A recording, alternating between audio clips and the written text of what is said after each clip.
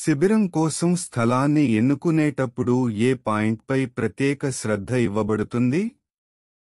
పారిశ్రామిక ప్రాంతానికి సామీప్యత, కలుషిత పర్యావరణం, సహజమైన మరియు నిశ్శబ్ద ప్రదేశం. పెన ఉన్నవన్నీ. ఆన్సర్ పెన ఉన్నవన్నీ.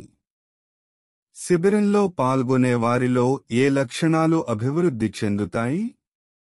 వినోదం, సోమరితనం, క్రమశిక్షణ, శౌర్యం. ఆన్సర్ క్రమశిక్షణ.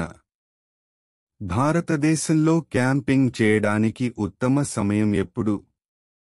వేసవికాలం, వర్షాకాలం, శీతాకాలం, వసంత ఋతువు. ఆన్సర్ వసంత ఋతువు. శిబిరాన్ని ప్లాన్ చేయడంలో ఏ అంశాలు ఇమిడి ఉన్నాయి? బడ్జెట్, వ్యవధి నిర్ధారణ, నిర్వహణ సంఘం. పెన ఉన్నవన్నీ. ఆన్సర్ పెన ఉన్నవన్నీ. శిబిరం యొక్క అన్ని కార్యకలాపాలను ఎవరు పర్యవేక్షిస్తారు? Programme director, deputy camp director, camp director, health director. Answer camp director.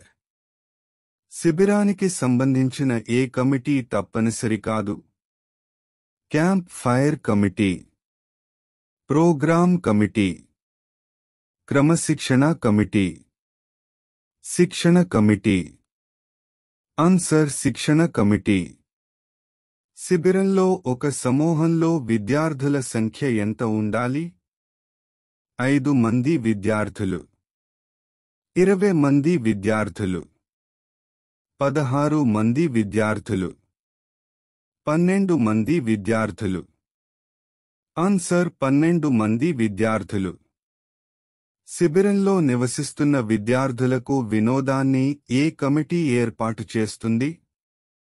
Programme committee, camp fire committee, క్రమశిక్షణ కమిటీ, నిర్వహణ. Answer camp fire committee. Camp విధానాలను ఎవరు అమలు చేస్తారు? Program committee, deputy camp director, camp director, క్రమశిక్షణ కమిటీ.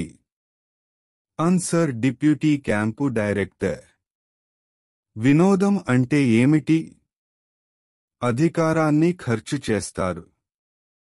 గాయం పునరావాసం, ఖాళీ సమయాన్ని సద్వినియోగం చేసుకోవడం, శారీరక శాంతి.